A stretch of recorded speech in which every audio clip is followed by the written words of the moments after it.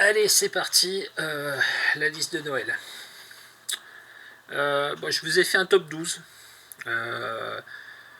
C'est vraiment ce que j'ai préféré lire de l'année. Alors, il y a de la relecture, des choses que j'avais lues il y a très longtemps qui ont été rééditées. Normalement, tout est disponible. Euh, il y en a pour à peu près tous les budgets. Il y a de plus en plus de difficultés à trouver des choses à moins de 12-15 euros. Heureusement que la collection Urban Nomade est là. Il y a des choses que j'aurais pu remettre, comme par exemple Long Halloween, La Mère Victoire, qui sont sortis en urban, mais ils sont déjà dans les classements de l'année dernière. Donc là, je vais vraiment me limiter à mon top de 2023. Il y a beaucoup d'épiques. Pour le reste, vogue la galère. Numéro 12. World Finest, tome 1 et tome 2. Donc j'ai râlé dans la vidéo sur le tome 2 sur le fait que, encore une fois, on retourne visiter un monde qu'on a déjà vu et revu, et qu'on pourrait créer autre chose au lieu de réutiliser sans arrêt les choses qui existent déjà. Partant de là, ouais, c'est pas mal, c'est nettement supérieur à ce que j'ai pu lire chez DC cette année. C'est meilleur que Dark Crisis, qui aurait fait une 15e place, je pense, à peu près.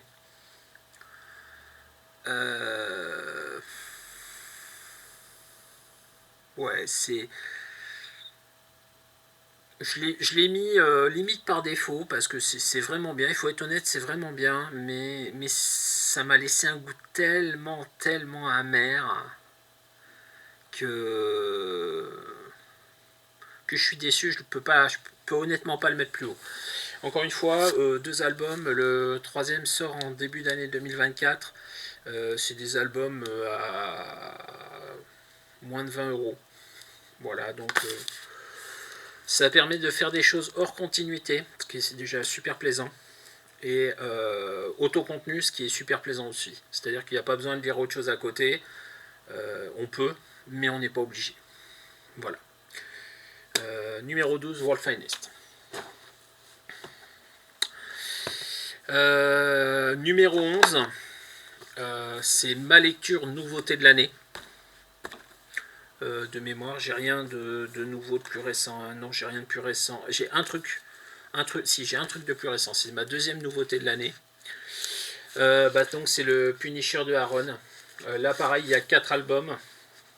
3 sur la série en proprement dite, plus un numéro avec des one-shots en parallèle. Ça a été ma baffe de l'année. Ma deuxième baffe, nouveauté. Presque tout le reste, c'est que des relectures que je vais vous proposer dans des nouvelles éditions pour la plupart. Hein. Mais il y a longtemps que j'avais pas lu un Punisher aussi intéressant.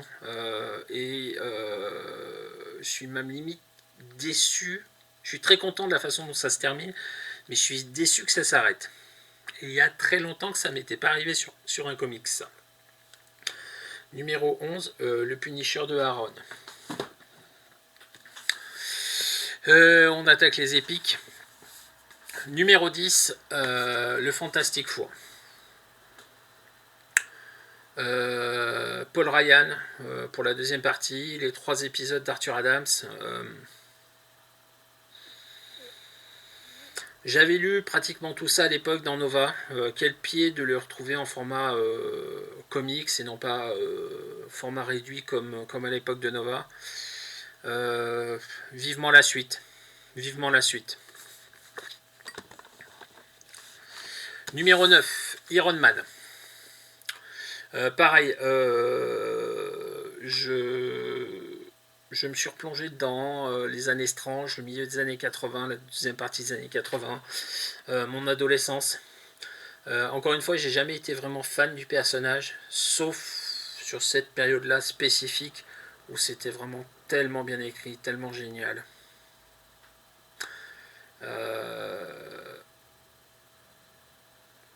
30 balles, un épique, comme pour le Fantastic Four. Si vous aimez les histoires bien dessinées et bien écrites, ça les vaut largement. Numéro 8. Ouais, numéro 8. Alors, j'ai pas les albums en question puisque je les ai prêtés à un copain, mais j'ai quelque chose pour faire semblant d'eux. Ça sera les deux épiques Star Wars Legacy avec donc là je vous présente la Nouvelle République hein, qui est pas mal aussi mais qui est pas au niveau pour moi de Legacy avec donc l'histoire qui se passe 125 ans dans le futur après la bataille de Endor et qui est tellement bien écrite. C'est tellement génial. Pourquoi est-ce que tout Star Wars n'est pas comme ça? Quand on arrive comme ça à décrocher complètement de l'histoire Palpatine, Skywalker, telle qu'on la connaît au travers des films et de tout ce qui en a été fait autour, en rattachant le lore de manière intelligente, mais sans le forcer. Ouais, Star Wars Legacy, l'héritage, je crois en français. Hein. Il me semble que c'est ça. Je sais pas si on a les covers ici. Non, on n'a pas, mais l'héritage. On va basculer sur du Urban Nomad Y, donc 7ème.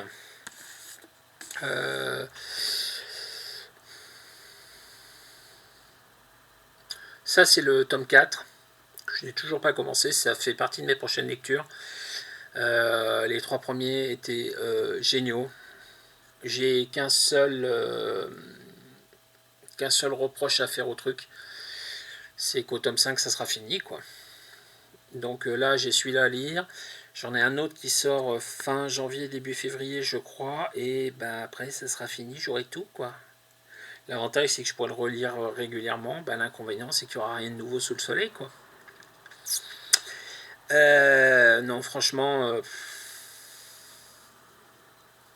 moins de 10 balles. Y, foncez, c'est vraiment génial.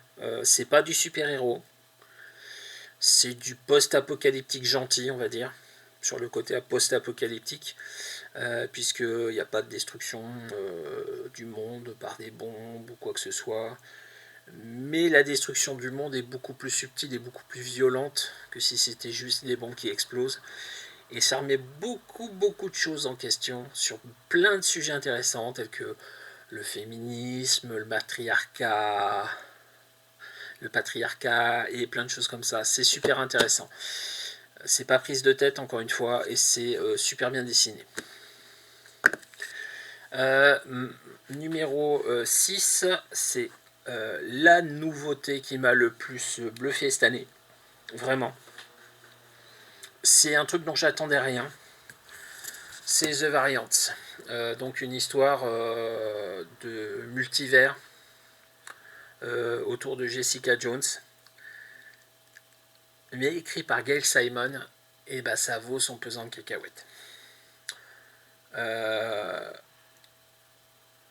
Je ne ferai pas de commentaires supplémentaires sur l'histoire, je vous les laisse la découvrir.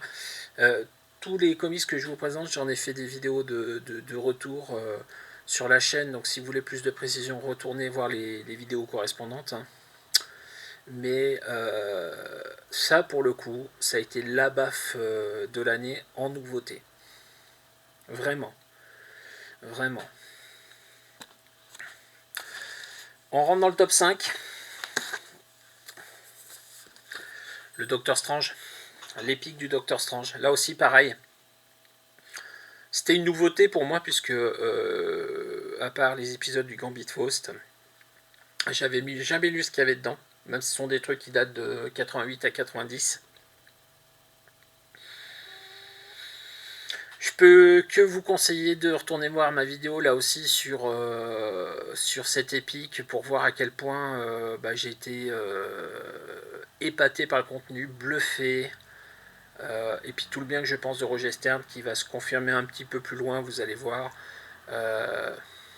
Là aussi,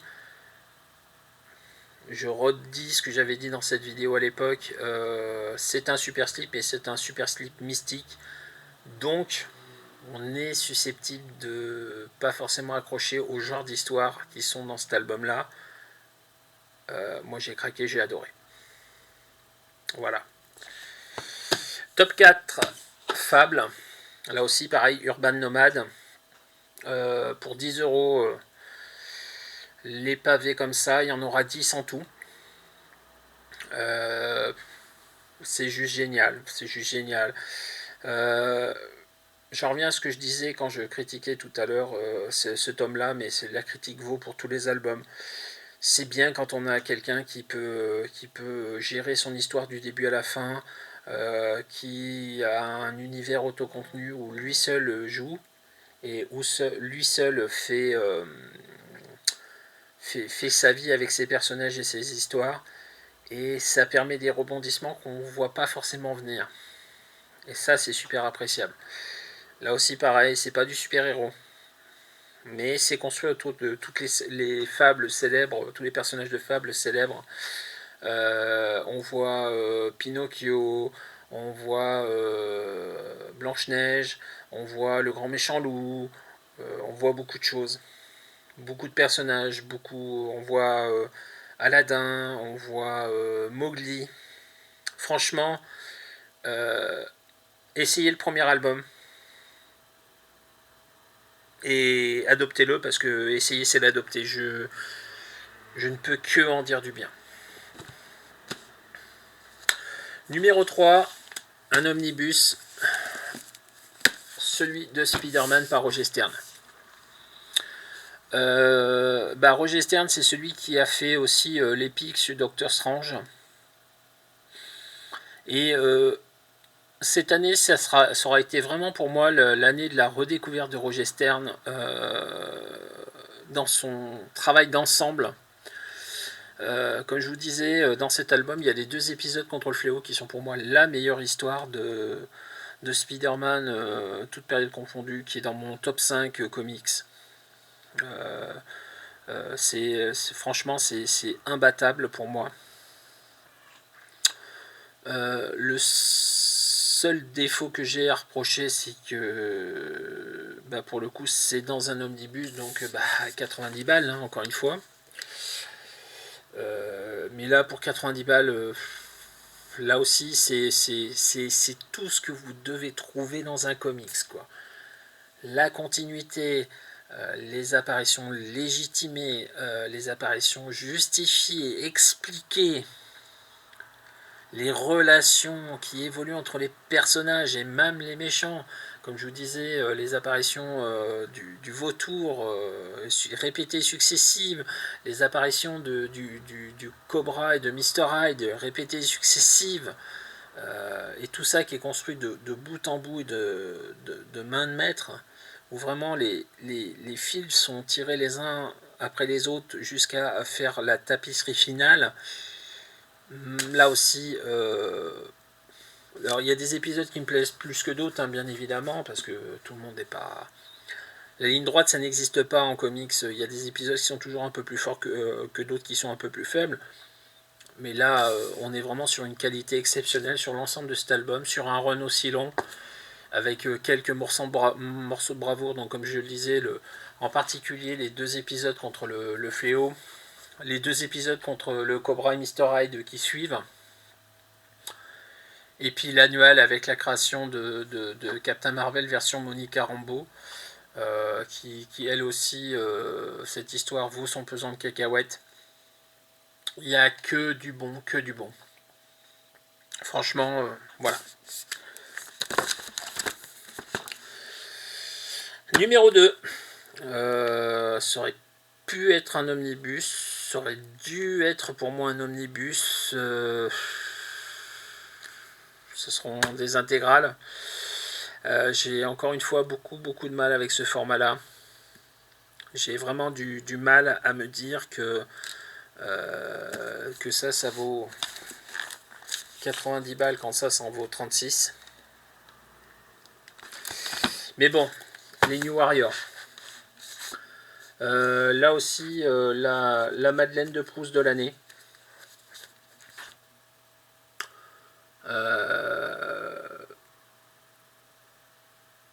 Je peux que en dire du bien. J'ai vraiment adoré. Les seuls épisodes un peu faibles dedans, tant pour le style graphique, dessin, que pour le style scénaristique, c'est les 2 épisodes de leur première apparition dans Thor. C'est un style voilà, complètement différent, complètement décalé. Mais par contre, quand on est sur les épisodes de leur série dessinée par Bagley et écrite par Nicieza, c'est le top du top du top. Il n'y a aucun souci. J'ai peut-être une critique à faire sur ça, c'est que malheureusement, une intégrale par an, ça va faire cher et ça va mettre du temps à sortir. Et est-ce qu'ils iront au bout de l'histoire Il y a la première série, il y a 75 épisodes. Hein. Là, on est au numéro 10. Ça veut dire qu'il en reste 65. Ça voudrait dire qu'il ferait 5 autres intégrales pour sortir ne serait-ce que la première série. Je suis pas convaincu qu'on arrive là. Et ça, c'est sans compter les annuels en plus. Donc on peut pratiquement partir sur 6 annuels, 6 intégrales pardon, des New Warriors. Je suis pas convaincu qu'ils aillent au bout de la série, quoi, que la suite apparaisse. J'espère fortement, mais j'ai un gros doute. C'est pour ça que j'aurais préféré des omnibus, puisque la première série a été complète en 3 omnibus et on n'en parlait plus, quoi. Et en plus, financièrement, alors ça revenait plus cher à l'achat à l'unité, mais au global, ça revenait nettement moins cher, puisque 3 intégrales à 90 balles, ça vaudra toujours moins cher que 7 ou 8 albums à presque 40 euros quand ils auront fini de sortir, je pense. Parce que je pense que là, on va aller tout droit vers les 40 euros l'intégrale dans pas longtemps. Et enfin, mon numéro 1, bon, ça va être une surprise pour personne vu ce que j'en ai dit tout à l'heure. Hein. L'intégrale Thunderbolts, l'omnibus Thunderbolts. Je vois pas quoi en dire de plus que je n'ai déjà dit tout à l'heure quand j'ai fait ma review lecture.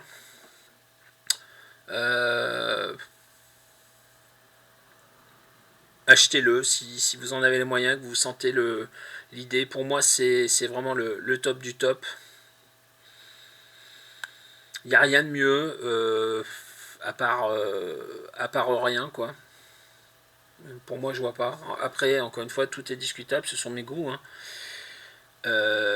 Mais s'il y a pour moi un truc à acheter cette année, en supposant que vous ayez le moyen de le faire, ça serait ça. Donc si on résume pour cette année, mes conseils d'achat en matière d'omnibus, il y en aurait 2. Hop. Une intégrale.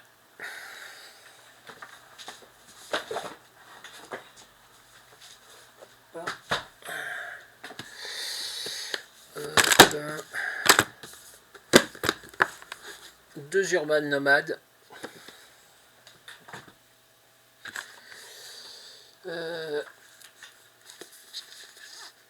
Une série, un album fini et une autre série on va dire en 100% ou équivalent Urban. Donc là on est sur 3, 6, 7 albums. Et on serait sur 3 épiques Marvel et donc 2 épiques Star Wars, puisque comme je le disais tout à l'heure, ceux que je devrais vous montrer, je les ai prêtés à un copain. Voilà, faites votre choix dans tout ça en fonction de vos goûts, en fonction de vos avis. Encore une fois, J'ai essayé d'être le plus honnête et le plus impartial là-dessus. J'ai vraiment parlé en fonction de mes goûts, et vous le savez, je suis transparent par rapport à ça. Euh, Est-ce que mes goûts sont les goûts de tout le monde? Non, clairement pas. Est-ce que les goûts de tout le monde sont les miens? Non, clairement pas non plus. Et est-ce que mes conseils sont avisés? Vraiment dans une moindre mesure. Achetez des comics, lisez des comics, faites-vous plaisir.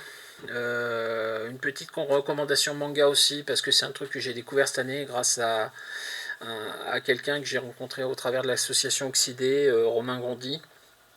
Mon manga de l'année, j'en ai lu qu'un, c'est Frieren, donc je vous le recommande parce que c'est vraiment bien.